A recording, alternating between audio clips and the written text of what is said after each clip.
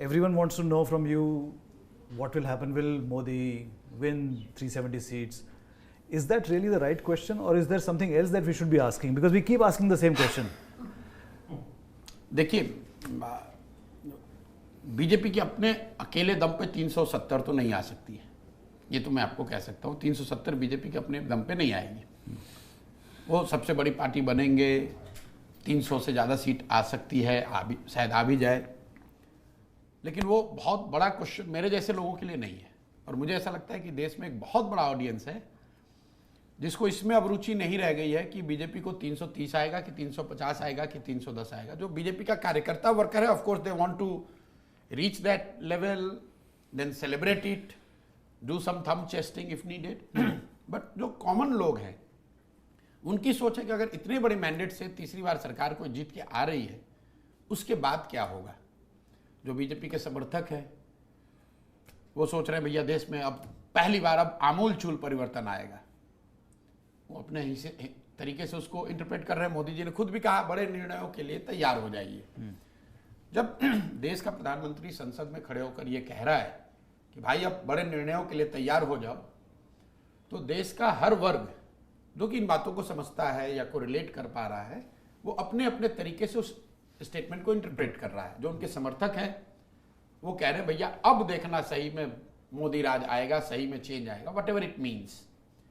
Those who are opposed to him, ideologically or otherwise, they are equally worried and anxious कि भाई बड़े निर्णय का मतलब क्या है। तो आप सुन रहे हैं कोई कह रहा है भाई संविधान बदल दिया जाएगा, कोई कहेगा देश में लोकतंत्र बचे। ये ज़्यादा लोग उस पर ज़्यादा चर्चा कर रहे हैं घरों में मेरी समझ से। और उनके लिए वो जरूरी है समझना कि भाई इतने बड़े मैंडेट से जब तीसरी बार कोई जीत कर आएगा तो उसका बिहेवियर क्या होगा, वो सरकार को कैसे, क्योंकि ये हिस्टोरिक घटना इस सेंस में है कि नेहरू जी के बाद ये पहली बार हो रहा होगा। नेहरू जी तीसरी बार लगातार जीत कर आए थे। उसके बाद से कोई भी पॉलिटिशियन, कोई भी नेता 3 बार लगातार इंक्रीमेंटल वोट से जीत कर नहीं आया। इंक्रीमेंटल क्या, 3 बार लगातार कोई जीता ही नहीं है। तो उस हिसाब से डेमोक्रेसी के नजरिए से भी आप देखें बड़ी घटना है। तो people are worried, happy, depending on who you are, कि भाई ये जब हो रहा है तो इसके बाद कुछ तो होगा जो रूटीन नहीं है। And that is what is more important for us as a country, as a citizens to understand and talk about, rather than कि उनको 310 आएगा कि 330 आएगा, एनडीए को 400 आएगा कि नहीं। भाई एनडीए को 400 तो आ ही जाएगा, क्योंकि जो जीतेगा वो एनडीए में आ जाएगा। हो गया 400, इसके लिए क्या परेशानी की जरूरत है। जो चुनाव से पहले भी नहीं है एनडीए में, बाय द टाइम शपथ समारोह खत्म होगा तब तक जो जीत के आएगा वो कहेगा भैया हम भी एनडीए में ही हैं। तो वो तो कोई उसका कोई मैटर नहीं करता है। बीजेपी की अपनी टैली मुझे लग रहा है कि एक उन नंबर के हिसाब से they would definitely increase their number and vote share significantly in east and southern India. Okay. So if I'm an election observer, I would pay more attention to BJP's, how they are fighting and what is happening to them and their vote share in east and southern India. I always say, अगर मतलब BJP के 10 साल के dominance के बाद भी the states which constitutes east and southern India roughly about 220 seats, starting from Bihar, add that to Bengal, Odisha, Telangana, Andhra Pradesh, Tamil Nadu, Kerala. ये जो स्टेट है दे रफली अकाउंट फॉर 220 सीट्स, और इसमें बीजेपी अभी तक 50 का आंकड़ा पार नहीं कर पाई है। बहुत लोगों को लगता है बीजेपी बिहार जीत गई, बंगाल जीत गई, despite their best performance in Bihar 17, best तो नहीं सेकेंड बेस्ट था, 2014 में इससे ज़्यादा सीट जीते थे। Despite their best performance in Bengal and Orissa and Telangana, they couldn't cross 50, but my guess is this time they are crossing 50 in this area. They will significantly add number of seats in eastern and southern India, and we would also see a huge jump in their vote share, which is much more important in the states like Tamil Nadu. You would see, I have said this a year back, that for the first time I see BJP in double digit in Tamil Nadu vote share. I don't know about the seat, but definitely they are in double digit in terms of vote share in Tamil Nadu. They will be either the first or the second party in Telangana, which is a big thing. They will be number 1 in Odisha for sure. They could be very well number 1 in Bengal.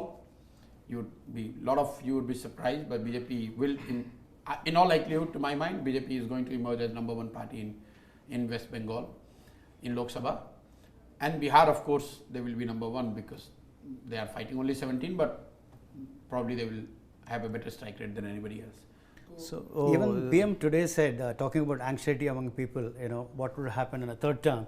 He said, look, whatever has happened under the BJP rule in the last 10 years is just an appetizer, just a trailer. The big picture is yet to come. Yes, but as I said, the more he talks about these things, and starting from his statement in Parliament when he said कि बड़े निर्णयों के लिए तैयार हो जाइए, then in RBI meeting he said something.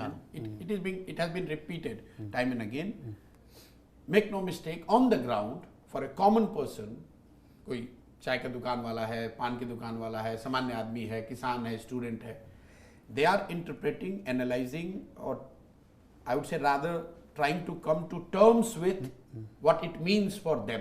जब आप कहते हैं अच्छे दिन आने वाला है, जब आपने कहा, तो स्टूडेंट के लिए अच्छे दिन अलग है और किसान के लिए अच्छे दिन का मतलब अलग है, गृहिणी के लिए अच्छे दिन का मतलब अलग है, इंडस्ट्रियलिस्ट के लिए अच्छे दिन का मतलब अलग है. हर आदमी अपने अपने तरीके से उसने एनालाइज किया एंड एक्सपेक्ट किया कि मेरे लिए अच्छे दिन ऐसे आ जाएंगे. उसी तरह से बड़े निर्णय का मतलब क्या है? तो एक अगर किसान ये समझ रहा है कि भाई मोदी जी आएंगे हमारी बेहतरी होगी, तो किसानों का एक बड़ा वर्ग एंक्सस भी है कि कहीं ऐसा तो नहीं होगा कि फिर से वो लॉज जिसके खिलाफ हम लड़े हैं उसको लाया जाएगा. अगर एक वर्ग है जो कि ये समझता है कि 370 जैसे बड़े निर्णय होंगे, तो एक वर्ग है जो डरा भी हुआ है कि भाई ऐसा तो नहीं कि आप मथुरा काशी को लेकर कोई बहुत बड़ा निर्णय ले लेंगे या फिर यूनिफॉर्म सिविल कोड को लेकर बहुत. तो देश में ये दोनों धाराओं में कुछ लोग इससे एक्साइटेड भी हो सकते हैं, but equal number are people I would say are anxious also, and there are people in the middle who are genuinely concerned कि भाई what it will do to the democracy. कि ऐसा तो नहीं कि पावर बहुत किसी एक आदमी के पास आ जाएगा, ऐसा तो नहीं कि there would be too much of centralization. So Sanjay, you said कि BJP is going to do much better in East India and South India this time. goes without saying. And are they going to retain their stronghold in the same way they did the last time? And if they do so, where does it leave the opposition? Are we in for a one-party rule for a long time, like it was during the Congress time? No. First of all, all these journalists, all of us, we have got such a short memory. This is the BJP narrative, which they are trying to push down the, country, that nobody has ever been this popular. Nobody has ever won this kind of mandate. No party has been this omnipresent. But all these things are not the fact. This country has seen bigger governments, consecutive governments, governments with bigger vote share, bigger mandates. At the peak, Congress used to have 2,500 plus MLAs in this country. Out of 4,000 odd MLA seats across the country what we have, Congress used to have more than 2,500 MLAs. BJP at its peak used to have never crossed 1,750 MLAs. BJP before this round of elections were reduced to what? They were less than 50% of India in terms of population which were under BJP rule. So इस तरह की पहले भी government आई है, लोगों ने देखा है. थोड़ा सा इसका इम्पैक्ट इसलिए ज़्यादा है कि ये आइडियोलॉजिकली बीजेपी's dominance और BJP desire doesn't start and end with vote. ये जो आपको दिखता है ना कि इतना असर क्यों है, असर इसलिए है कि BJP is not only seeking vote, they are seeking your ideological commitment. They want a psychological dominance. They want to capture your mind space. They want to decide on your behalf who you are friends with or who you should be friends with. What do you want to eat? What you should eat? How should you pray? Who should you pray? तो जब आपका जो legitimate domain है, political party का legitimate domain है vote लेना. When you cross that domain, that is when you create the problem, and that is why as citizens we need to be careful, because it's not ending with the vote. Vote तो पार्टियां लेती आई हैं, आप किसी को vote दोगे, किसी को जिताओगे, किसी को हराओगे, पहले भी होता रहा है, but they don't end with vote. That is why you and I get this feeling कि यार कुछ बहुत बड़ा चेंज हो रहा है, कुछ ऐसा हो रहा है जो पहले नहीं हुआ देश में. इसलिए कि जो उतने मैंडेट से जो लोग जीत कर आए, उन्होंने ये नहीं कहा कि आप वर्शिप किसको कैसे करो, उन्होंने ये नहीं कहा कि भाई अब हिस्ट्री को बदलो, उसमें थोड़ी बहुत टिंकरिंग सब लोग करते हैं, उसको लेकर समाज में एक थोड़ा सा एंग्जाइटी आपको मिल सकती है। But Prashant ji, it looks like almost 50% of this country is willing to give that commitment, ideological commitment to BJP. Not 50%. Not 50%, थोड़ा सा. That is 38 and 50 is a big difference. अभी वो बढ़ जाएगा. 40 हो जाएगा, 42 हो जाएगा, but मतलब हम we should take note of the plurality of this country and the society, the way it is structured. कोई भी लीडर, कोई भी पार्टी पोस्ट इंडिपेंडेंस इंडिया में 50% वोट लेकर नहीं आया, एंड दैट टेल्स अस कि मतलब इंडिया में ऑपोजिशन कभी, विपक्ष कभी कमजोर नहीं है। विपक्षी पार्टियां कमजोर हो सकती हैं, विपक्षी फॉर्मेशन कमजोर हो सकता है, लेकिन देश पूरा आपके साथ हो गया है, उसके लिए 50% वोट अभी तक किसी को नहीं आया है। And I think the strength of the present BJP leadership is that they are quite cognizant of this. That's why to many people they appear relentless to increase from 38, 31 to 38, now they are aiming for 50. उनको पता है कि जिस देश में करीब करीब 600-700 million लोग आज भी $1 a डे नहीं कमा रहे हैं, वहाँ अपराइजिंग कब किस बात पर हंगामा शुरू हो जाए कोई जानता नहीं है। तो यू शुड नेवर से कि भैया अब तो बस कोई बचा नहीं देश में, अब तो कोई विरोधी नहीं बचा, कोई डिसेंटर नहीं बचा, ऐसा नहीं संभव है। So if we can, और ऐसा इसलिए आपको लगता है कि you are dealing largely with people who are middle class और अपर मिडिल क्लास और वेल ऑफ। उनके मन में डर ज्यादा होता है। मुझसे किसी ने पूछा कि मतलब where is the hope and where is the despair. तो होप ये है कि जो हैव नॉट्स हैं इस कंट्री में वो नहीं डरे हुए, वो नहीं डरते किसी से। उनकी जिंदगी इस लेवल पे है कि वो डरते किसी से नहीं है। अब गांव में चले जाइए आप लोग तो खुद आपका एक्सपीरियंस होगा, कैमरा लगाओगे, साधारण आदमी किसी भी नेता के खिलाफ अगर उसका मन है तो बोल देगा, वो डरता नहीं है। एक इंडस्ट्रियलिस्ट से वो बात आपको बुलवानी है तो वो नहीं बोलेगा। तो जो वास्ट मेजॉरिटी है अभी उसको आप स्टीम रोल नहीं कर पाए हैं और कोई कर नहीं सकता है, मुझे ऐसा लगता है, in at least the time frame which I can see. Prashant ji, एक तो what is gone wrong with Rahul Gandhi, मतलब कहाँ से डाउनफॉल शुरू हुआ आपकी नज़र में? और दूसरी चीज़ में जो पूछना चाहता था आपसे कि आई जस्ट हर्ड समवेयर आपने मोदी जी की तुलना इंदिरा गांधी के साथ की, हाउ? नहीं, मोदी जी की तुलना इंदिरा जी से करने के पीछे जो सोच है कि मोदी आज भाजपा के लिए वही है जो 70s में इंदिरा गांधी कांग्रेस के लिए थी। संगठन हो न हो, कैंडिडेट अच्छा हो न हो, गवर्नेंस से लोग खुश हो न हो, इंदिरा जी उनके नारे, उनके चेहरे पर लोग कांग्रेस को वोट देते थे। आज जो बीजेपी की स्थिति है टू दैट एक्सटेंट कि संगठन हो न हो, लोग एमपी कैंडिडेट से नाराज हो, खुश हो, काम वहाँ हुआ हो न हुआ हो, उनकी अपनी जिंदगी बदली हो न बदली हुई हो, वोट मोदी जी के नाम पर पड़ रहा है। To that extent I have compared, I have not compared in totality. Rahul Gandhi के बारे में एक सवाल पूछा। अब ये मुझे लगता है कि फिजूल की बात है कि राहुल गांधी का डिक्लाइन कहाँ शुरू हुआ। मैं उसको ये कहूँगा कि अगर आप कांग्रेस के डिक्लाइन को समझने की कोशिश करेंगे तो कांग्रेस का decline is not same as people say कि राहुल गांधी के आने से खराब हो गई कांग्रेस। कांग्रेस का जो डिक्लाइन है वो शुरू हुआ when Congress peaked in 1984 and there is a great deal of lesson which BJP and their leadership और their sympathisers should take from it. कि कांग्रेस का डिक्लाइन शुरू हुआ 1984 में जब उनको 400 से ज़्यादा सीट आ गई और बीजेपी को 2 सीट आ गया। उनको लगा अब देश में कोई है ही नहीं, जो हम हैं, हमने जो कह दिया वही रूल है, हमने जो कह दिया वही ठीक है। 1984 के बाद से आज तक कांग्रेस इस देश को जीत नहीं पाई है। 40 बरस हो गए, 15 बरस इन बिटवीन कांग्रेस बीच में सत्ता में रही, लेकिन 5 बरस नरसिम्हा राव जी की सरकार माइनॉरिटी की सरकार थी और 2 बार यूपीए 1 और यूपीए 2 में कोalition की सरकार थी। Just to give you an example, Congress का जो डिक्लाइन है 1989 में हम लोग सब कहते हैं कांग्रेस हार गई चुनाव, लेकिन कांग्रेस पार्टी को 198, if my memory serves me well, 198 सांसद जीत कर आए थे। हम और आप, इतिहास हर जगह ये कहता है भी कांग्रेस हार गई 1989 में। 2004 में कांग्रेस के 142 सांसद जीत कर आए। हम आप कहते हैं भैया सोनिया जी के नेतृत्व में कांग्रेस जीत गई, लेकिन कांग्रेस एज ए पार्टी का तो डिक्लाइन हुआ भाई। 198 लेकर आप हारे हुए माने गए और 142 लेकर समाज ने आपको विजेता घोषित कर दिया। When you plot the data of Congress journey, the decline is secular, their vote share, their number of seats. कोई आपको बोलेगा नहीं 2009 में एक लोकसभा में बढ़ गया था, दैट्स देयर। लेकिन अगर आप कांग्रेस का वोट शेयर देखेंगे, नंबर ऑफ असेंबलीज को देखेंगे जहां वो नंबर 1 या नंबर 2 रहे हैं across country, it is a secular decline 40 years। That tells you कि it is not about an individual.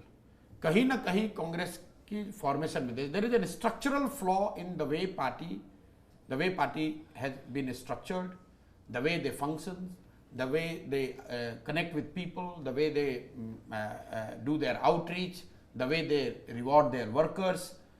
जब तक आप उसको नहीं एड्रेस करोगे तो आप सिर्फ लीडर्स को बदलते रहोगे ऊपर, चाहे आप CWC बदल दो, PCC बदल दो, राहुल गांधी के जगह किसी दूसरे को लाओ, कोई बहुत बड़ी सफलता आपको मिलने वाली नहीं है। क्योंकि reason of decline is structural and what you are trying to do is some temporary, some executive measure. अच्छा भाई प्रशांत किशोर को ले आओ, ये चुनाव जिता देंगे, तो पहले तो जिता नहीं सकते हैं, और अगर जिता भी दिए तो भी वो लॉन्ग टर्म नहीं होने वाला है। Supplementary to the Congress thing, the Congress has been variously described as ventilator support, terminally ill, and we also had a union minister saying there's no vacancy for Congress till 2047. And in between, a couple of years ago, you and the Congress worked out some plan, how to revive the Congress. I think it fell through. You came out with some 4 M's or something. So how do you visualize Congress in the next 5 years? जो लोग भी कह रहे हैं कि कांग्रेस खत्म हो जाएगी, तो उन्हें ना देश की पॉलिटिक्स की ज़्यादा समझ है, ना मैं उनकी बातों को गंभीरता से लूँगा। ये तो स्लोगनरिंग है। कांग्रेस सिर्फ एक पार्टी के फॉर्मेशन के नज़रिए से मत देखिए। कांग्रेस का स्पेस इस देश से खत्म नहीं हो सकता है। कांग्रेस का स्पेस तो इस देश में तब खत्म होगा जब आप सिंगल पार्टी रूल कर दोगे बाय कॉन्स्टिट्यूशन, तो हो ही नहीं सकता है, और अगर आप करोगे तो गलत करोगे। तो Congress has evolved and reincarnated itself in, if you look at closely history of Congress, पहली बार कांग्रेस को रीइनकारनेट किया महात्मा गांधी ने। उससे पहले की 30 बरस की कांग्रेस और गांधी के अंडर की कांग्रेस बिल्कुल अलग कांग्रेस थी। फिर दूसरी बार कांग्रेस को रीइनकारनेट किया इंदिरा जी ने, जो ओरिजिनल कांग्रेस से अलग हट के एक नई, मतलब उनके विचारधारा, उनके तरीके से चलाई बनाई गई। फिर कांग्रेस को दूसरी बार किया नेहरू जी ने, तीसरी बार किया इंदिरा जी ने, और चौथी बार किया सोनिया जी ने। जहां पर कि जो पहला जो गांधी का था, take it to the masses, that was the मूल मंत्र, कि भाई कांग्रेस उससे पहले इंटेलेक्चुअल्स की, एलिट, पढ़े लिखे लोगों का संगठन था। उन्होंने कहा गांव गांव ले चलो, तो हम लोग सुनते हैं भैया हर गांव में कुछ हो ना हो 5 कांग्रेसी तो जरूर मिल जाएगा। नेहरू की Congress was more globalised Congress, एकदम वो गांधी की जो मूल बातें कुछ थी उसको भी कई जगह उन्होंने छोड़ा, to appear more scientific, to appear more align to the world needs and requirements. जो इंदिरा जी की कांग्रेस थी, it is a brute political muscle power, personality driven. Nehru की कांग्रेस ऐसा नहीं कि नेहरू जी ही डिसाइड करेंगे कि क्या होगा, इंदिरा जी के कांग्रेस में इंदिरा जी डिसाइड करेंगी। फिर जो सोनिया गांधी ने कांग्रेस का फिर से उसको जिंदा किया, उसमें उन्होंने एलाइज का फॉर्मूला अपनाया कि भाई कांग्रेस थोड़ी कमजोर भी हो, हम एलाइज के साथ जीतेंगे। तो ये काम 4 बार किया गया है, और चारों समय में हिस्ट्री में आप जाकर देखेंगे लोगों ने कहा होगा कांग्रेस अब खत्म, कांग्रेस कुछ नहीं कर सकती है। जब इंदिरा जी ने कांग्रेस बनाई होगी तो आप में से कुछ लोगों ने तो उस समय पत्रकारिता में पढ़ा सुना होगा, देखा होगा कि भाई सारा संगठन तो कांग्रेस ओ के पास है, इंदिरा जी क्या कर लेंगी, लेकिन she revived Congress. Same thing when Sonia Gandhi came in 2004, people thought it's all over for Congress. ये वाजपेयी जैसे charismatic leader के सामने क्या कर पाएंगे, but she found a way. Similarly, somebody else can find a way. It's not person centric. तो कांग्रेस खत्म हो जाएगी, कांग्रेस का स्पेस खत्म हो जाएगा, ये संभव नहीं इस देश में। नहीं तो दूसरी पार्टी भी तो उसको वो स्पेस ऑक्यूपाई कर सकते हैं, रीजनल पार्टीज हैं, कर सकती तो लेकिन आइडियोलॉजिकली वो स्पेस तो कांग्रेस की रहेगी। Prashant ji, what is your revival plan for, if you have been strategist to मैं हुई नहीं, मेरी वो जिम्मेवारी नहीं है, मैं क्यों दिमाग लगाऊं। मुझे क्यों आप इतने कठिन प्रश्न से दबाने की कोशिश कर रहे हैं कि कांग्रेस का रिवाइवल कैसे होगा। But you had a formula, no? नहीं, कोई फार्मूला नहीं है, आपने उसको ध्यान से देखा नहीं है। मेरे से उनकी बंगाल चुनाव के बाद मेरे से उनके लीडर्स के साथ चर्चा हुई, बात हुई, और ये उनका बड़प्पन है कि उन्होंने मेरी बात, मुझे बुलाया, मुझे अवसर दिया कि आप बताइए कि कांग्रेस को कैसे बेहतर किया जा सकता है। मैंने अपनी समझ से एक 10 साल का उनको प्लान दिया and I called it reincarnation of Congress. It was not about an election, it was not about a leader, it was not about a campaign, कि 10 साल में आप कांग्रेस को जहां आप खड़े हैं यहां से कैसे रिवाइव कर सकते हैं। नेचुरली इन बिटवीन जो उसमें इलेक्शंस आएंगे वो भी उसमें शामिल था, लेकिन it was a meant to reincarnate Congress. The word is only not strengthen Congress or how to win 2020. Word is reincarnate. Keep the soul, remove the body. That's the only way. अब वो पूरी लंबी चर्चा हुई है, public के domain में है, 3, 4, 5, 7, 10 दिन तक उनसे लगातार बात फाइनली चली भी। उनका बड़प्पन है, उन्होंने कहा भी कि आप आइए, उन्होंने ऑफर भी दिया, ऑन रिकॉर्ड उन्होंने कहा कि प्रशांत किशोर ने उस ऑफर को मना कर दिया। मना इसलिए कर दिया कि प्लान तो उन्होंने एक्सेप्ट कर लिया, लेकिन उसको एग्जीक्यूट करने के लिए उनकी सोच उस समय यह थी कि इसके लिए एक एम्पावर्ड एक्शन ग्रुप बना दिया जाए और उसमें मैं जिम्मेवारी ले लूं कि ये पूरा काम एम्पावर्ड एक्शन ग्रुप के जरिए की जाएगी। वो 6 या 8 लोगों के मेंबर, 6 या 8 मेंबर की कमेटी होनी थी। मेरा ऑब्जेक्शन ये था कि जिस तरह की चेंज हम लोग कांग्रेस में चाहते हैं उसके लिए ये जरूरी है कि जो बॉडी या जो इंडिविजुअल भी इसको करे उसकी कॉन्स्टिट्यूशनल बैकिंग हो। EAG was not a constitutional body. Congress के संविधान में कांग्रेस पार्लियामेंट्री बोर्ड है, उसमें CWC है, उसमें ईएजी का कोई कॉन्सेप्ट नहीं है।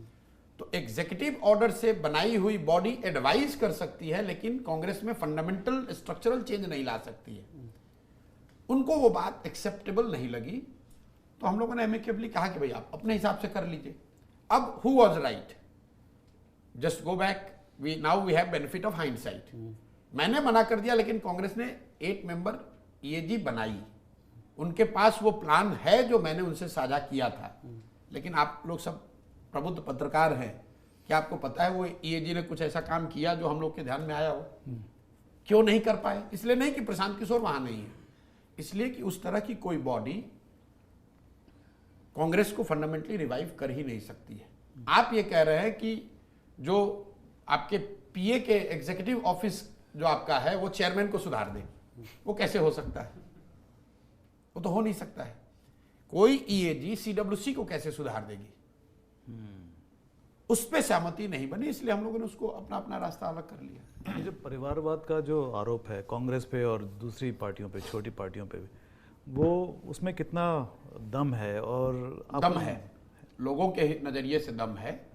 मैं इसमें नहीं जाऊंगा कि कांग्रेस ज़्यादा परिवारवादी है कि राजद है कि सपा है कि बीजेपी है, वो तो तू मैं की बात है। लेकिन अगर आप पब्लिक के नज़रिए से देखें तो लोगों में जरूर ये बात है कि अगर आप you are becoming the leader just because of the surname, तो किसी जमाने में शायद पोस्ट इंडिपेंडेंट इंडिया में वो आपके लिए एडवांटेज था कि आप राजा के लड़के हैं या किसी बड़े बाप के लड़के हैं या you are carrying a significant surname. In today's time it's a liability, it's a liability, क्योंकि जो सामान्य जनता है उसको लगता है कि भाई हमें तो चपरासी बनने के लिए, टीचर बनने के लिए, हमें साधारण नौकरी पाने के लिए इतनी मेहनत करनी पड़ रही है, और आप आए, आप किसी के लड़के हैं इसलिए आप नेता बन गए। और आप पब्लिक के बिहेवियर को सेकंड करने की मैं जो बात कह रहा हूं उसको स्ट्रेंथन करने के लिए मैं आपको आर्गुमेंट ये दूंगा कि आप देख लो जितने लोग इस तरह के आए हैं उनको सबको असफलता ही हाथ लगी है। पार्टियों का लीडर बन जाना वो कोई बहुत बड़ी बात नहीं है। आप देखते हैं भाई ये आए और राहुल गांधी को कांग्रेस ने नेता मान लिया, कांग्रेस ने नेता मान लिया, कांग्रेसियों ने नेता मान लिया, देश ने नेता नहीं माना। अखिलेश यादव, फॉरगेट अबाउट कांग्रेस, अखिलेश यादव सपा के नेता हैं, मुलायम सिंह जी के बाद वो नेता बन गए। लेकिन आप में से बहुत कम लोगों ने ध्यान दिया होगा कि अखिलेश यादव के सपा के नेता बनने के बाद आज तक समाजवादी पार्टी कोई भी चुनाव लोकसभा या विधानसभा में जीत नहीं पाई है, ना विधानसभा ना लोकसभा। लास्ट सपा कब जीती थी? जब मुलायम सिंह यादव उसके लीडर थे, अखिलेश यादव उसके एक चेहरा थे। जब से नेताजी नेता नहीं हैं उसके बाद से चाहे वो लोकसभा हो या विधानसभा हो, अखिलेश जी अकेले लड़े हों, किसी गठबंधन में लड़े हों, कभी उनको सफलता नहीं मिली। तो ये दिखाता है कि सपा और सपा के नेताओं ने उनको नेता मान लिया है, यूपी की जनता कब मानेगी उसके लिए तो आपको प्रयास करना पड़ेगा। लालू यादव के लड़के हैं तेजस्वी यादव, तो राजद के लोग उनको नेता मान लेंगे, लेकिन बिहार के लोगों ने उनको अपना नेता मान लिया, ऐसी बात नहीं है। सेम चीज लागू होती है, वो चाहे आप स्टालिन के लड़के हैं या गांधी परिवार के लड़के हैं। अगर आप तो परिवारवाद कहीं ना कहीं आप जनता अपने आप उसको रिजेक्ट कर देंगे, उसके लिए बहुत ज्यादा तू मैं करने की जरूरत नहीं है, क्योंकि भाजपा भी तो वही कर रही है। और भाजपा थोड़ी सी बेहतर आपको इसलिए दिखती है कि अभी वो नए नए सत्ता में आए हैं, उनका सेकंड जनरेशन है, वो तो अब आएगा ना। तो वो प्रेशर तो अब बिल्ड क्यों होना शुरू होगा, पहले आपके नेता थे ही नहीं, आपके बाबूजी उतने बड़े थे ही नहीं, तो आप तो सेल्फ में नहीं दिखेंगे। अब वो समय आएगा कि नेक्स्ट 10, जैसे आप देखिए बहुत सारी बातें जो भाजपा ने कहा चाल चरित्र चेहरा को लेकर, जब वो सत्ता में आए हैं तो वो सब कुछ डाइल्यूट होता दिख रहा है।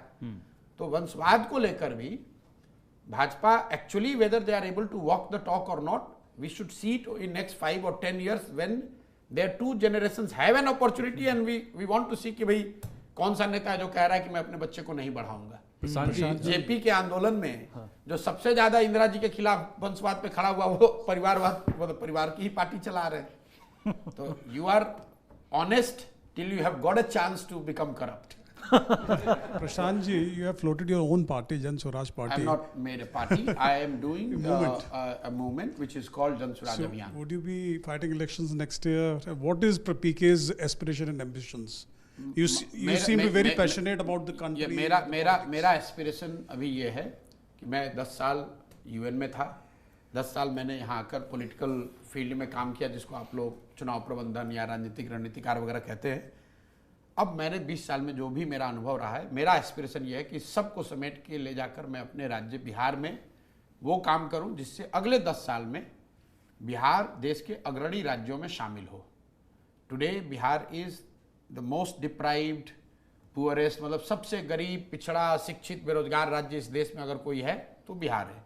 मैं अपना जीवन का 10 साल, 12 साल, 15 साल अब उस चीज़ के लिए डेडिकेट करना चाहता हूं कि बिहार में वो व्यवस्था बनाऊं जिससे बिहार अगले 10 साल में देश के 10 अग्रणी राज्य में शामिल हो। मेरा एस्पिरेशन वो है, और उसी के लिए मैंने अब ये सारे काम छोड़कर मैं अब 2 साल से बिहार में ही रहता हूँ, वहाँ गांव-गांव घूमता हूँ, गांव में ही सोता हूँ, लोगों के साथ रहता हूँ, और मैं लोगों को ये बता रहा हूँ कि किस तरीके से वो साथ में आकर वो एक डेमोक्रेटिक प्लेटफॉर्म फॉर्मेशन बना सकते हैं जिससे कि ये परिवर्तन लाया जा सकता है। नहीं, मतलब जिस दिन हमने पदयात्रा या कंसल्टेशन या लोगों से मिलने का ये अभियान पूरा कर लिया, तो उसका एक स्टेटेड लक्ष्य है कि लोग मिलकर पार्टी बनाएं, तो पार्टी बनेगी। और उसके बाद जब पार्टी बनने के बाद जो भी इलेक्शन होगा, विधानसभा हो, लोकसभा हो, मुखिया का हो, सारे चुनाव लड़ेंगे। With the face, what will be your role in that party? भाई मेरी जो भूमिका है वो कुम्हार की है। कुम्हार समझते हैं जो लोग घड़ा बनाते हैं, तो मेरी भूमिका है कुम्हार की। मैं बिहार में घूमकर वो मिट्टी और चाक ढूंढ रहा हूँ जिससे कि अच्छा घड़ा बनाया जा सके। घड़ा जो है वो तो मिट्टी और चाक से ही बनेगा। कुम्हार कितना भी होशियार हो, अगर अच्छी मिट्टी ना हो, चाक ना हो, तो घड़ा नहीं बन सकता। So that will be like a king maker. मेरी भूमिका ये है कि अच्छी मिट्टी और चाक मिले, फिर मैं उसको थोड़ा सहारा दूं ताकि वो घड़ा बन सके। अब आपको ये लग रहा है कि मैं बिल्कुल कोई बहुत अलग काम कर रहा हूं जो पहले कर रहा था, बिल्कुल नहीं। मैं काम वही कर रहा हूं जो पहले कर रहा था। पहले यही काम मैं दलों, नेताओं और पार्टियों के लिए करता था। उनको जाके बताता था कि आप अपने संगठन को और कैसे इफेक्टिव बनाइएगा, कैसे आपका बूथ लेवल स्ट्रक्चर होना चाहिए, आपकी डिस्ट्रिक्ट पंचायत यूनिट कैसी होनी चाहिए, आपको अपना प्रेजेंटेशन कैसा होना चाहिए, किन मुद्दों पर चुनाव लड़ना चाहिए, कैसे अपना आउटरीच करना चाहिए। यही काम मैं अब कर रहा हूं, लेकिन दलों और पार्टियों के बजाय मैं अब ये काम सीधे जनता को बता रहा हूं। तो ये आपको थोड़ा क्योटिक दिख रहा है, वो कैनवस बड़ा हो गया है, थोड़ा क्योटिक दिखेगा, लेकिन आप देखेंगे कि अगले 1-1.5-2 साल में जो मैं अभियान चला रहा हूं, इसी से मेरा अपना विश्वास है कि समाज से वो लोग ढूंढ कर निकाले जा सकते हैं जो कि पॉलिटिकल पार्टी मिलकर बनाए और एक बेहतर व्यवस्था का निर्माण कर सके। So you favor a caste census? Caste census होने से पर से कोई दिक्कत नहीं है, लेकिन क्या ये नेशनल मुद्दा होना चाहिए, नेशनल पार्टियों का मुद्दा होना चाहिए, इस पर चुनाव होना चाहिए, मैं उसके विरोध में हूँ। क्योंकि जो लोग अगर इसको बनाने की कोशिश कर रहे हैं, अगर कह रहे हैं, तो उनको या तो समझ नहीं है इस बात की, या फिर प्योरली ये अपॉर्चुनिज्म है। आप जैसे देख लो, पहली बार कास्ट सेंसस हुआ जब मनमोहन सिंह जी प्रधानमंत्री थे, तो अगर आज कांग्रेस कह रही कि कास्ट सेंसस होना चाहिए, तो आपने तो कास्ट सेंसस कराया था, आपको किसने रोका था वो आंकड़ा जारी करने के लिए? उसके बाद आज भाजपा वाले आए हैं, ये भी कई राज्यों में, बिहार जैसे राज्य में इन्होंने कहा कास्ट सेंसस होना चाहिए, लेकिन ये नहीं बता रहे कि भाई जो पहले से आंकड़ा पड़ा हुआ है उसको रिलीज क्यों नहीं कर रहे हो, और अगर नहीं कर रहे हो तो नया ही करा के क्यों 10 साल से हो सत्ता में क्यों नहीं करा? तो कास्ट सेंसस किसी समाज के बारे में अगर किसी भी तरह की जानकारी, आर्थिक, सामाजिक या अदरवाइज, जो सरकार के डिसीजन मेकिंग को बेहतर बनाए, पॉलिसी मेकर्स को गाइड करे, उसका स्वागत होना चाहिए। लेकिन उसका लोगों की चिंता ये नहीं कि कास्ट सेंसस हो जाए, लोगों की चिंता ये कि कास्ट सेंसस के नाम पर वोट मिल जाए। क्योंकि अगर भाजपा की चिंता होती तो उनके पास तो आंकड़े पड़े हुए हैं, वो जारी कर दो। अगर नहीं है तो जैसे दूसरी चीजों को सुधारने का दावा कर रहे हो, वैसे एक नया सेंसस करा लेते 10 साल में। लेकिन बिहार में चुनावी मुद्दा बनाकर उसके पक्ष में वोट दिया, पूरे देश में इसका विरोध कर रहे हैं। वही हाल देख लो आप कांग्रेस वालों का, जब सरकार में थे आपने कास्ट सेंसस कराया, उसको रिलीज नहीं किया, और आज कह रहे हो कि देश में कास्ट सेंसस होना चाहिए। तो भाई जिन राज्यों में आप हैं वहीं पर कर दो, कर्नाटक में कर दो, कौन रोक रहा है? तो ये जो कन्वीनियंस के हिसाब से अगर आप बदलोगे, कर्नाटक में जाकर कांग्रेस के लोग कह रहे हैं कि भाई महिलाओं को 2000 रुपए मिलना चाहिए मासिक सहायता, और कांग्रेस की जहां आप बिहार में आ रहे हो तो कह रहे हो इनको 1 पैसा भी नहीं मिलना चाहिए। राइट। तो भाई अगर कर्नाटक की महिलाओं को, तेलंगाना की महिलाओं को मदद की जरूरत है, तो बिहार में महिला को तो उससे ज्यादा जरूरत है। प्रशांत जी, एक पॉलिटिकल स्ट्रेटजिस्ट के तौर पे राहुल गांधी के लिए आपके क्या सजेशंस है 24 के लिए भी और 29 के लिए भी, क्योंकि मेहनत बहुत करते हैं, मनमाफिक सफलता उनको नहीं मिल रही है? देखिए, मैं I am too small a person to advise Rahul Gandhi. Rahul Gandhi को सब कुछ पता है, उनको ऐसा लगता है कि उनको पता है, उनको किसी सलाह की, मदद की जरूरत नहीं है। मैं इतना ही कहूँगा कि 2 बातें हैं। जब तक आप ये रिकॉग्नाइज नहीं करोगे कि आई नीड अ हेल्प, तब तक तो आपको कोई हेल्प दे नहीं सकता है। और लीडरशिप की सबसे बड़ी खूबी पूरे वर्ल्ड में अगर आप देखेंगे, पढ़ेंगे, तो लोग क्या कहते हैं, लीडर वो है जिसको अपनी ताकत का पता है और उसको उससे ज्यादा ये पता है कि उसके पास क्या नहीं है, क्या उसकी कमजोरी है, and then they go out actively search for those who can fill that gap. Rahul Gandhi को ऐसा लगता है कि उन्हें सब पता है, he needs somebody who can come and execute what he thinks is right. वो हो नहीं सकता है। और दूसरी बात, कहीं ना कहीं उनको एक फुल स्टॉप तो नहीं कहूंगा, लेकिन एक सेमी कोलोन जरूर डालना चाहिए। भाई 10 साल आपने प्रयास किया, 3 चुनाव लड़े, किसी वजह से सही या गलत आपको सफलता नहीं मिली, there is no harm in just taking a back step, भैया तुम चला के देख लो 5 साल। लेकिन आप कर भी नहीं पा रहे हैं और उसको छोड़ भी नहीं रहे, दूसरे को मौका भी नहीं दे रहे हो, तो वो मेरी समझ से वो एंटी डेमोक्रेटिक भी है। आप नहीं कर पा रहे हो, या सही या गलत उसको छोड़ दो। अगर आपको 3 मौका मिला ना भाई, 2014 का आपके चेहरे पे चुनाव लड़ा गया, आपने चुनाव लड़वाया, 2019 में आप कांग्रेस के प्रेसिडेंट ही थे, और आज भी कांग्रेस आप ही चला रहे हो। अगर किसी वजह से तीनों चुनाव में सफलता नहीं मिली, तो जो राहुल जी ने अपने इस्तीफा देते समय जो बातें उन्होंने लिखी थी 2019 के चुनाव के बाद, उस लेटर को जरा पढ़ लीजिए। वो तो यही बताता है कि भाई मैं I will step back, I will let somebody else do the job. लेकिन फिर आप आके कर वही रहे, बिल्कुल उल्टा जो आपने लेटर में लिखा था। वो अभी चेहरा है, कांग्रेस की कमान उनके हाथ में है, कांग्रेस चला वो रहे हैं, उनको प्रयास करना चाहिए, सफलता मिले, लोग उनके जो समर्थक हैं उनको लगना चाहिए, प्रयास करना चाहिए। लेकिन अगर न मिले तो इसको जिद का विषय नहीं बनाना चाहिए कि मैं ही करूंगा, क्योंकि ये जो कांग्रेस है, जो संस्था है, या देश में जो उसके चाहने वाले जो समर्थक हैं, वो किसी एक व्यक्ति या किसी एक फॉर्मेशन से बड़े हैं। तो इन ऑल, अगर मैं उनको कोई एडवाइस दे सकता हूं तो यही दूंगा कि आप ये चुनाव का परिणाम देख लीजिए। अगर आपके मनोनुकूल नहीं आता है तो you should allow somebody else to do it for 5 years, then make a come back. Your mother did it. भाई उनकी मदर ने नरसिम्हा राव जी को देके अपने आप को अलग कर लिया, और जब जरूरत पड़ी तो फिर आई और देश ने उनको स्वीकारा भी। तो there is no harm in taking step back. और हर फील्ड में ऐसा हुआ है, जब आप एक ही काम को किए जा रहे हो, सफलता नहीं मिली, देयर नो हार्म कि भाई 2 साल आप ब्रेक ले लो, go back, look at what needs to be corrected. आप अगर ये कहते रहेंगे कि जनता पोलराइज हो गई है, मेरे में गलती नहीं है, जनता ही को समझ में नहीं आ रहा है, मेरे में गलती नहीं है, मीडिया बिक गई है इसलिए हो गया, ये जो नैरेटिव है कि भाई मीडिया, ईसी, जुडिशरी सब कॉम्प्रोमाइज है इसलिए मैं हार रहा हूं, इस बात में थोड़ी सच्चाई है लेकिन पूरी सच्चाई नहीं है।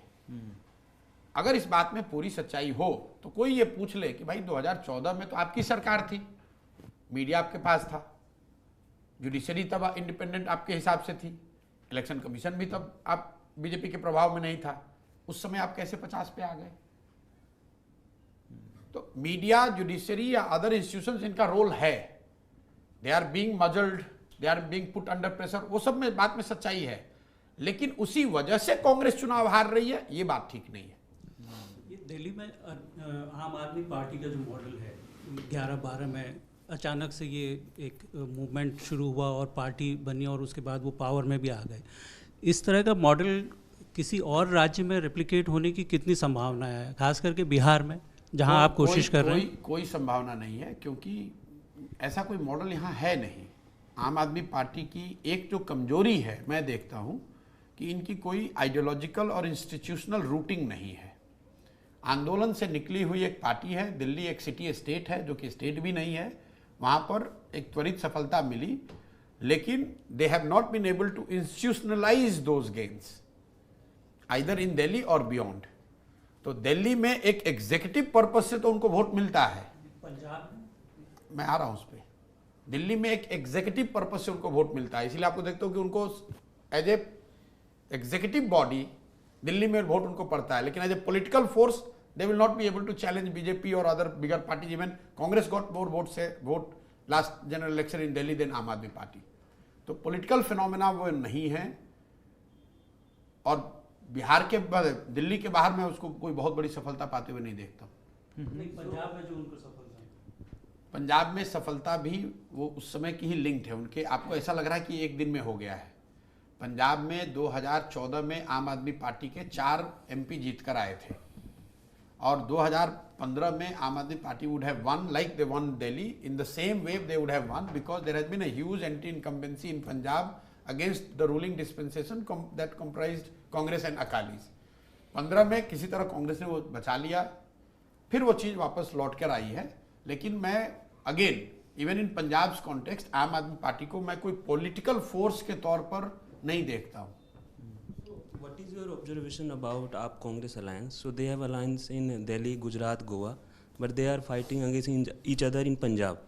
So will it succeed? काफी समय निकल गया अलायंस पे बात करते करते, इनका कोई मतलब नहीं है। बीजेपी को हराने के लिए मतलब मैं तो 2 साल से कह रहा हूँ, अलायंस ना डिजायरेबल है ना इफेक्टिव है। कुछ जगह टैक्टिकल अलायंस का फायदा है, लेकिन ये जो फॉर्मूला थियरी दी गई है बीजेपी 1:1 कर लेंगे, भाई पहले से ही 350 जगह पे 1:1 है। बीजेपी इसलिए जीत रही है कि जो ये 5 पार्टियां हैं, कांग्रेस, सपा, आरजेडी, एनसीपी और तृणमूल, ये 5 पार्टियां अपना टर्फ हेड ऑन बीजेपी से होल्ड नहीं कर पा रही है। कांग्रेस 2014 में और 2019 में हेड ऑन बीजेपी से 15 सीट भी नहीं जीत पाए। समाजवादी पार्टी 2014 में 5 MP जीती थी, 2019 में 5 MP जीती है। Same thing with NCP, RJD 3 या 4 MP जीते थे वो 2014 में, और 2019 में 0 MP। तो सिर्फ ये 5 पार्टियों को अगर आप मिला देंगे तो करीब करीब 350 सीटों पर जब तक ये 5 पार्टियां अपना स्ट्राइक रेट 30% से ज्यादा नहीं करेंगी, तब तक भाजपा को हराने का, चाहे आप जितनी बात कर लो, चाहे नाक को जैसे पकड़ लो, भाई ये 350 सीट है, इसमें भाजपा का स्ट्राइक रेट 90% है, तो शुरू ही कर रहे हैं 250 से। जब तक ये पार्टियां, जैसे अब सपा को यूपी में अगर हराना है, अगर आरजेडी हरा दे भाजपा को बिहार में, अगर कांग्रेस हरा दे भाजपा को राजस्थान में, गुजरात में, तब तो उनका सीट कम होगा ना भाई।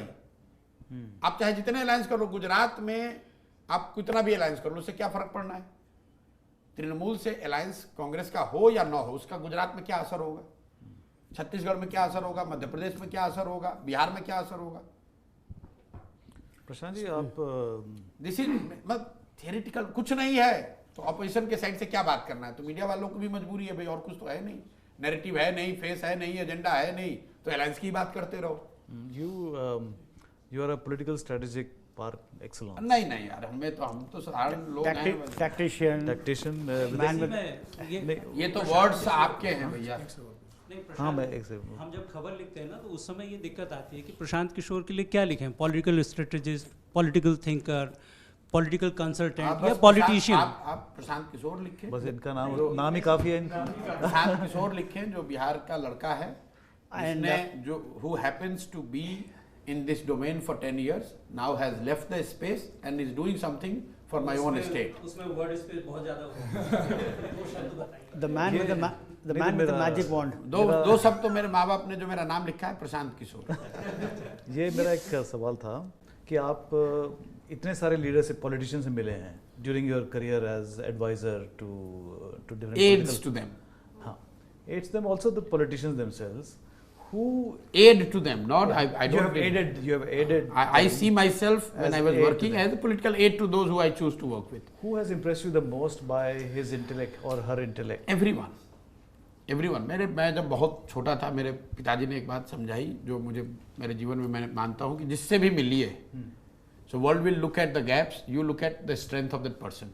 There must be something in Lalu to make who he has become. There must be something in Modi which has helped him become what he has become.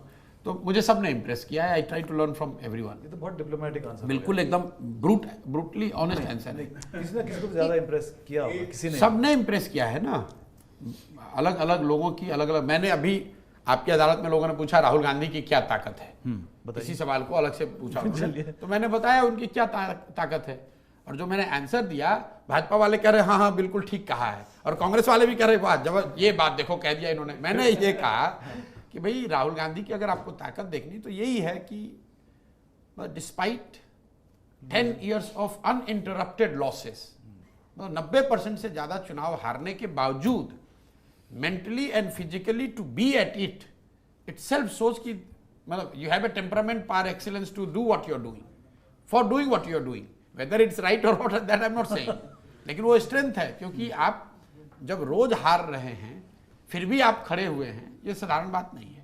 अगर मोदी जी 90% चुनाव हार जाएं अगले 10 साल में, मैं आपको लिख के दे सकता हूं कि he will not be standing and fighting as a politician. Is that his only strength? Rahul Gandhi. अब मैं एक की आपने पूछा, एक मैंने आपको बता दिया। You talked about Rahul Gandhi and what is actually the problem with him. But in your view, what is a reason of success for Mr. Modi? Reason of success मैंने बताया। देखिए, अगर आप मोदी की पूछ रहे हैं, भाजपा की पूछ रहे हैं? मोदी की सक्सेस की सबसे बड़ी वजह जो है, उनकी जो सबसे बड़ी ताकत है, वो है उनका यूनिक एक्सपीरियंस मिक्स।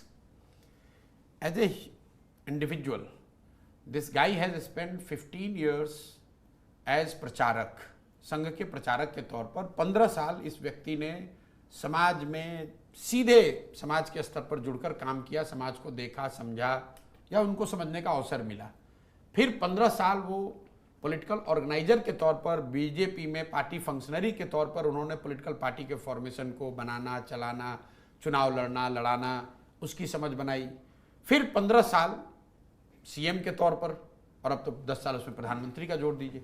जब आप इन तीनों चीज को जोड़ेंगे तो ये जो 45 साल का यूनिक एक्सपीरियंस मिक्स है मोदी का, समाज, पॉलिटिकल ऑर्गेनाइजर, सामाजिक कार्यकर्ता के तौर पर, पॉलिटिकल कार्यकर्ता के तौर पर, और as an administrator, this is unique. If you apply your mind and start thinking in India, how many people have this kind of unique experience mix.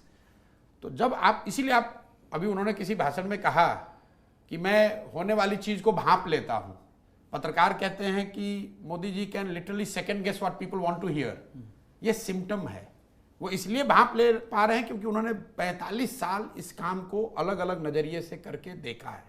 तो ये उनकी ताकत है, 45 साल का जो उनका यूनिक एक्सपीरियंस मिक्स है, that allows him to be ahead of others in terms of understanding and responding to the social needs of the society. Does that make him? That doesn't mean no one can defeat him. That's what was my next question. Do you think he's unstoppable? No, he can be defeated easily. He has been defeated. ये आप लोग का बहुत बड़ा भ्रम है। आगे क्या होगा छोड़ दीजिए। So does मैं that आपको 3 डेटा पॉइंट दे देता हूं, जब भी आपको लगे और लोग आकर ज्ञान दे कि भैया 10 साल में तो बस मोदी ही मोदी हैं, तो मैं आपको 3 बड़े डेटा पॉइंट दे रहा हूं, उसको आप याद रखिए। जनवरी 2015 से लेकर जून 2016 तक 12 और 6 18 महीने तक इसी भाजपा, यही मोदी, यही अमित शाह, यही संघ, यही गवर्नमेंट, सारे प्रयास के बावजूद उनको कोई सफलता इलेक्टोरल नहीं मिली। असम एक एक्सेप्शन हुआ मई 2015 में। 2015 जनवरी में वो आम आदमी पार्टी से दिल्ली में हारे, नवंबर में महागठबंधन से हारे, मई में बंगाल, तमिलनाडु जैसे जगह पर हारे। लेकिन एक चीज जो उनको बचा ले गई वो असम में जीत। ये वो फेज है जब पहली बार बीजेपी की तब की सीनियर लीडरशिप ने ओपन पत्र लिखा था कि भाई जो पार्टी की कार्य पद्धति है इसको सुधारने की, बेहतर करने की जरूरत है। Opposition could not capitalise on that 15 months. ये पहला इंस्टेंस था। तब मोदी नए थे, सरकार की इतनी कोई बहुत बड़ी अचीवमेंट नहीं थी। स्वच्छ भारत, योगा को छोड़कर, कोई जनधन, 2-3 बातों को छोड़कर अभी वो मतलब अभी जम ही रहे थे। आपके पास शुरुआती 15 महीने में ये मौका आया था, लेकिन ऑपोजिशन पार्टी के लीडर्स ने उस समय क्या सोचा, अरे 5 साल में आए हैं, खुद ही जनता नाराज हो जाएगी, हट जाएगी। So you allowed them to make a come back.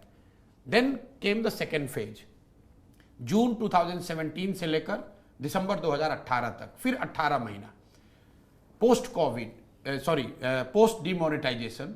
UP में तो उनको तुरंत सफलता मिली, लेकिन जब डीमोनेटाइजेशन की वजह से जो सोशल इकोनॉमिकल जो अनरेस्ट नीचे हुआ, उसका असर ये हुआ कि 6 महीने बाद तक, मतलब 2017 जून से आपने देखा गुजरात में एक आंदोलन शुरू हुआ, पटेल आंदोलन, और गुजरात में नवंबर में जो चुनाव हुए 2017 में, करीब करीब भाजपा चुनाव हार गई थी। फिर 2018 में वो कर्नाटक हारे, 2018 में मध्य प्रदेश, छत्तीसगढ़ और राजस्थान हारे। मतलब पूरे 1.5 बरस तक बीजेपी को कोई सफलता नहीं मिली। Congress had a time, opposition had a time to make a comeback. They made a huge mistake, they blundered in Lok Sabha, BJP made a comeback. This was second. ये एक दिन का फेज नहीं मैं बता रहा हूं, 15-15, 18-18 महीनों का फेज रहा है। फिर तीसरा मौका, post Covid second round.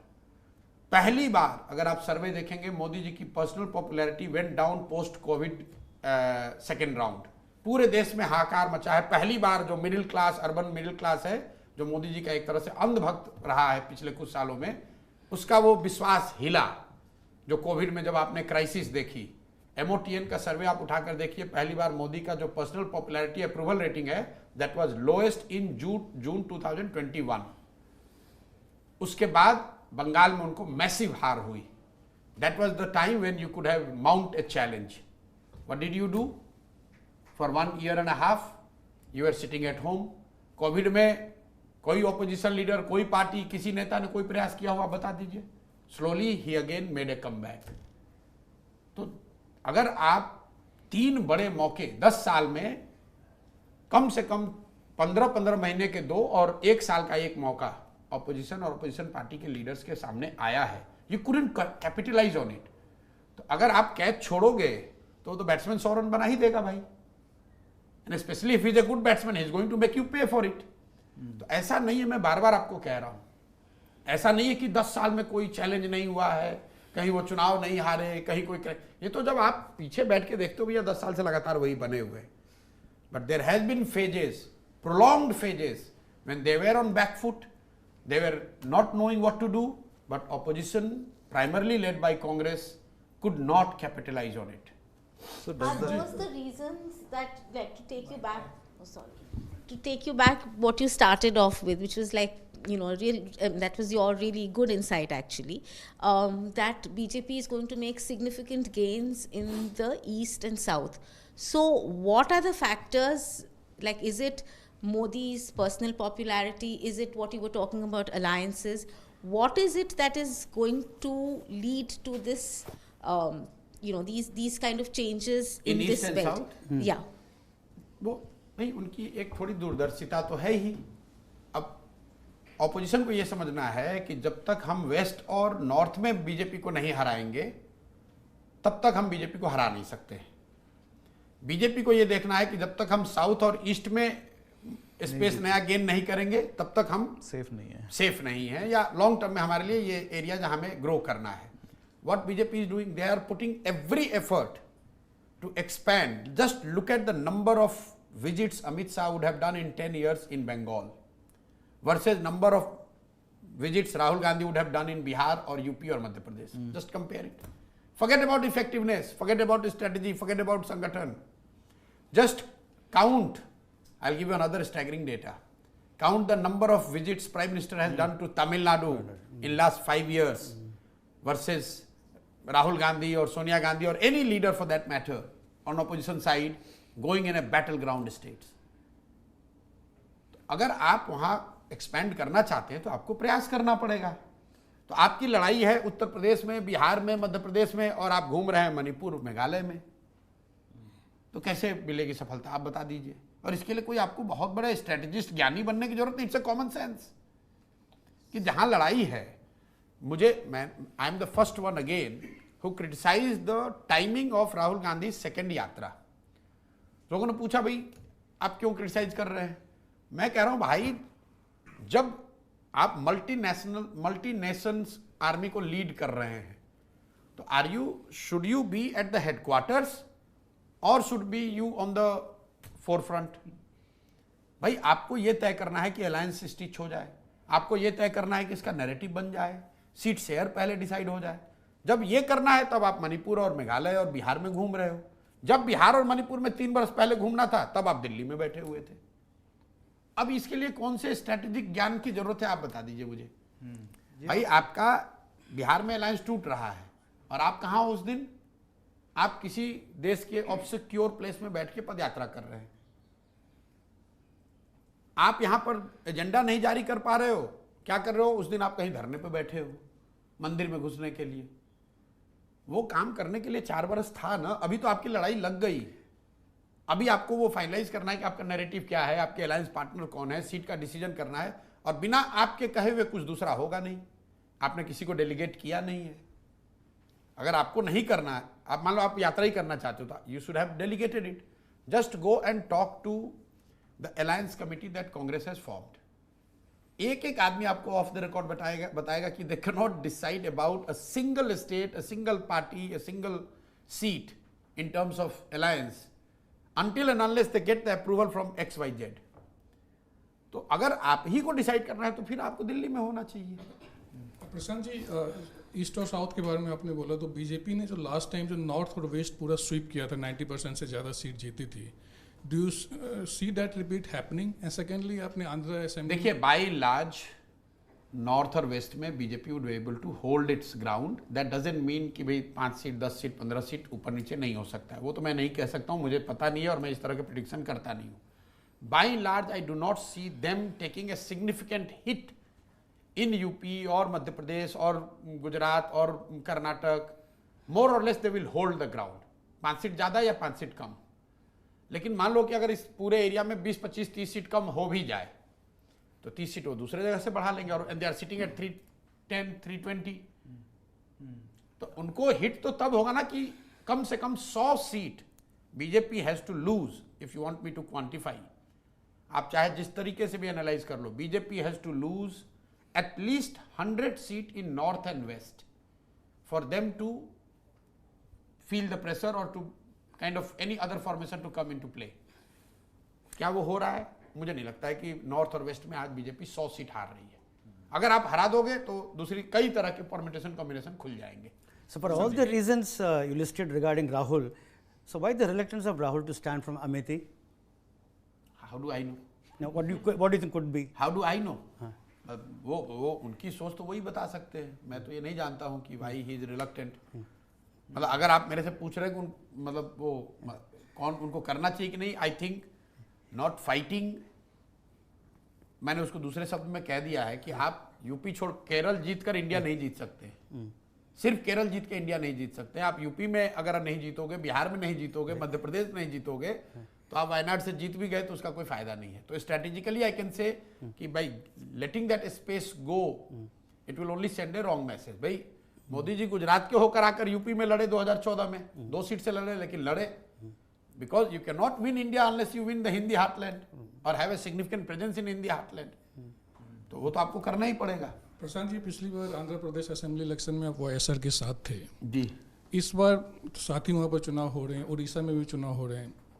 What do you think is going to happen? Like, what is your take? देखो, मैं तो अब उस स्पेस में हूँ नहीं, तो मैं बाहर से बैठ के गेस कर सकता हूँ, लेकिन मुझे ऐसा लगता है कि आंध्र प्रदेश में Jagan Mohan Reddy would find it very difficult to make a come back. Orissa का मुझे कोई आइडिया नहीं है, क्योंकि मैंने उड़ीसा में ऐसा काम नहीं किया है. आंध्र प्रदेश में जो मैंने काम किया है, जो मैं थोड़ा बहुत बाहर से देखता हूँ, it would be difficult for Jagan Mohan Reddy to make a come back. Why so? There is many reasons. One is there are leaders like Jagan Mohan Reddy who have thought and have become in their minds the provider rather than being the leader. There is a huge difference between being an elected leader and started to think yourself as a provider. जब आप democratically elected leader हो, तो you have to provide, but you have to also take care of the people's aspirations. जब आप provider बन गए हो, pure play, then you think कि भाई मैं राजा हूं, मुझे पता है तुम्हें क्या चाहिए, मैं दे रहा हूं और मुझे वोट देते रहो. तो Jagan Mohan Reddy at some stage has decided कि भैया मैं कैश ट्रांसफर करता रहूंगा, तुम्हारे लिए यही अच्छा है कि तुमको 2000 रुपया मिलता रहे, सड़क बने या ना बने, कैपिटल आंध्र प्रदेश में हो ना हो, फैक्ट्री लगे ना लगे, हम कर्ज लेकर ही पैसा तुम्हें दे रहे हैं, लेकिन दे तो रहे. चलिए, thank you very much. Thank you very much. Yeah, thank you. Yeah.